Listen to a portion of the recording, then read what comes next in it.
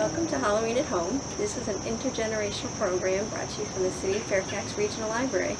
My name is Sharon.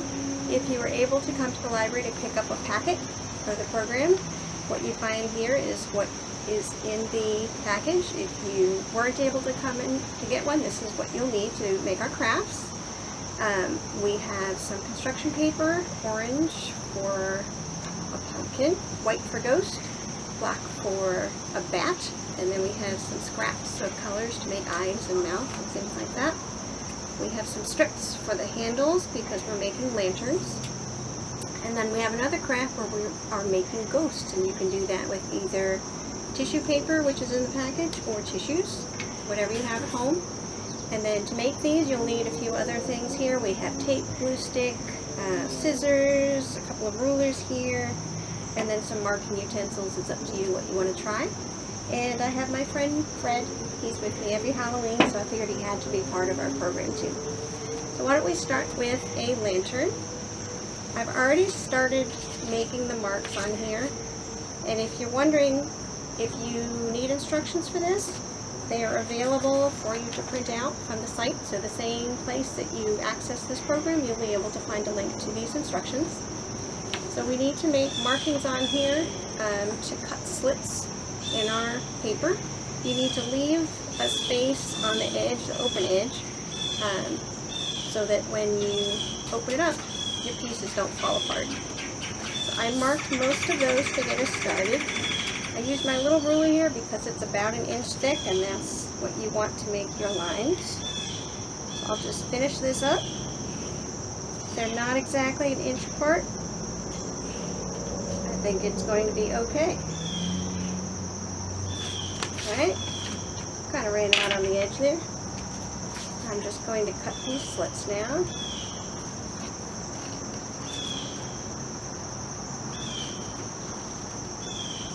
I know this is a different Halloween than many of us expected this year. If you've ever come to the City of Fairfax Library before for Halloween, we usually do a decorate your pumpkin program, but since we can't do that this year, trying something a little different.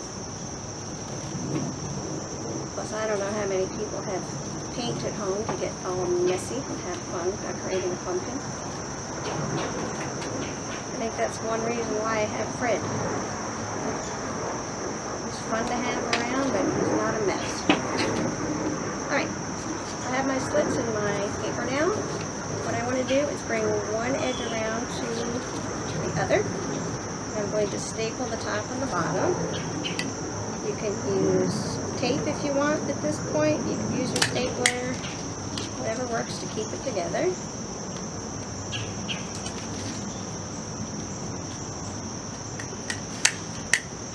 You see how we're turning into a lantern here? So I'm going to take one of these strips that I had in here. You can fold it in half if you want, leave it longer, cut it to the length you want, just as long as you have something long enough for a handle. And I'm going to staple that on as well.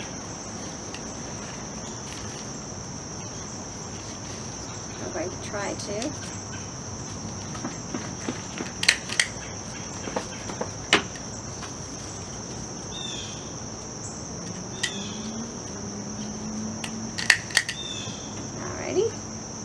Lantern. Now if we want this to look like a jack-o'-lantern kind of pumpkin, we've got some scrap paper in here. You can make some shapes. Let's try a couple of triangles for eyes.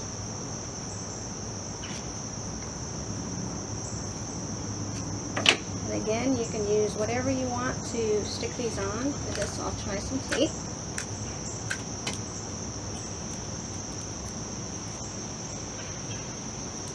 If you make your tape too big, it will show from around the front of your shape, so you might want to take a little more time doing this than I am.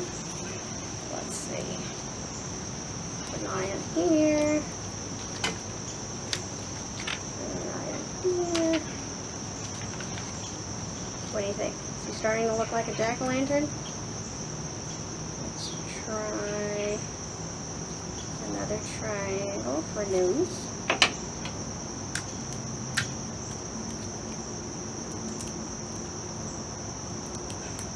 How are you guys doing? Are you doing this while you're watching, or are you just waiting until I'm done to give it a shot for yourself? Still starting to look like a jack-o'-lantern. Let's see if we can do a funny little grin here. I don't think my dentist would like it if my teeth actually looked like this. We won't tell him. We won't tell my brother either, because he's a dentist. Let's see what we got here.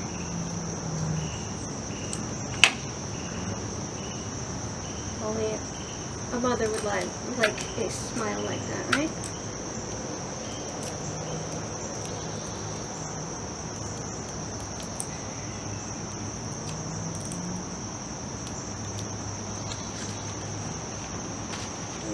Stick this on the front,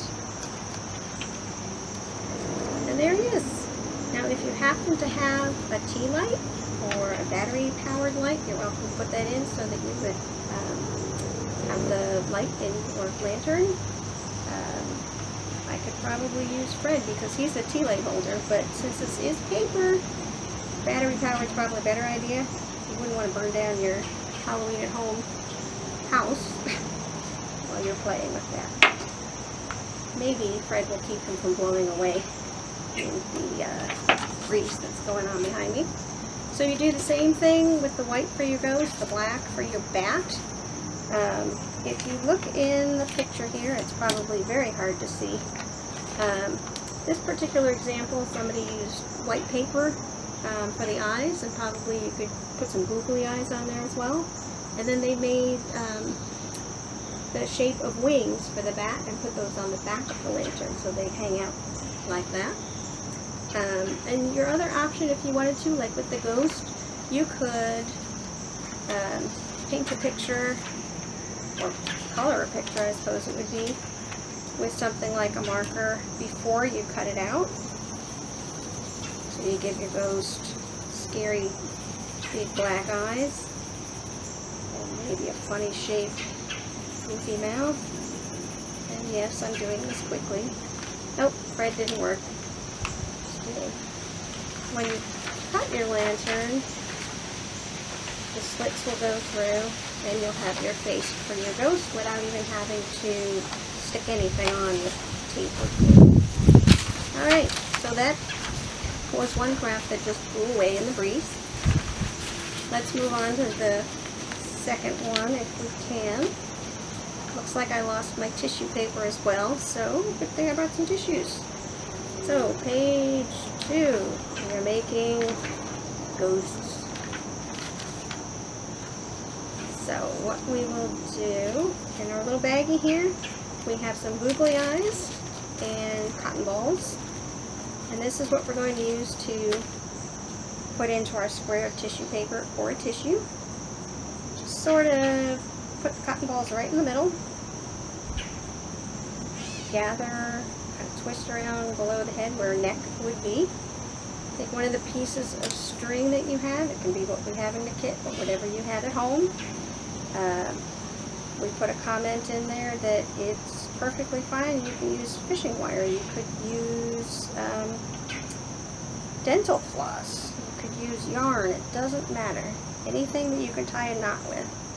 So I tried to keep each end of the string about the same. I think I did alright. And that's because if we make another knot toward the end, you can now hang your ghost maybe on a wall, on a door, maybe a doorknob.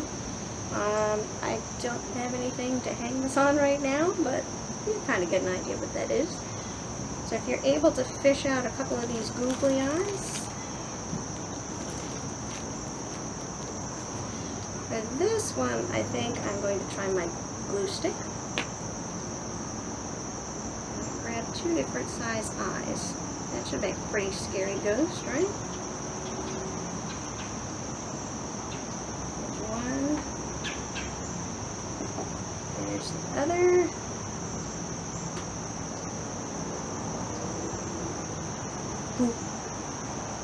And again, if you wanted to do your decorations with a marker, I have a Sharpie here. Let's see if I can do a scary mouth on here. If you're using regular glue, just be careful that you don't use too much, because the tissue paper, that glue will just run right through it. It'll come out the other side and start, you know, your ghost will pretty much melt that tissue paper. Ooh. Well, there is our ghost. We have our paper lantern that is blown away, and those are our 2 crafts for today. If you wait one moment, I'll be right back, and we have some bonus food crafts for you. Welcome back to Halloween at Home. Again, I'm Sharon at the City of Fairfax Regional Library. At this point, we have made our lanterns, paper lanterns for Halloween. We've also made our ghosts, and we have some bonus crafts that you can make out of food. Now, the problem is, a lot of this is what you would have on hand, and I don't have a lot of these things on hand, so we have pictures on the instructions that you can find on the link. One of the fun things is to make spiders out of Oreo cookies or any sort of sandwich cookie, and then pretzel sticks. If you put the little guys in on the side, it looks like legs, and then you can use a little bit of frosting and chocolate chips for eyes or something like that, and then you have your little spider cookies. You can also have some fun with clementines or just little, any kind of orange. You can either use a marker to draw a face on the outside, or if you peel it, get off all that icky white stuff so that it's mostly orange. You put a little celery stick in there, it looks like a pumpkin, but it tastes a whole lot better. The one thing I do have on hand that I can make for you are some ghosts that I'm going to make out of a banana. Peel and eat, essentially. Alright, I've peeled my banana. I'm going to break it in half. Put it in my bowl here. And if you read the instructions, it says use chocolate chips. I happen to be allergic to chocolate, so I have cinnamon chips. Just take a couple of chips that you have on hand. The pointy part, that tip, just put it in about where an eye would be on your banana. Unless you're shaking it around, it should just stay in on its own. Dropped an eye.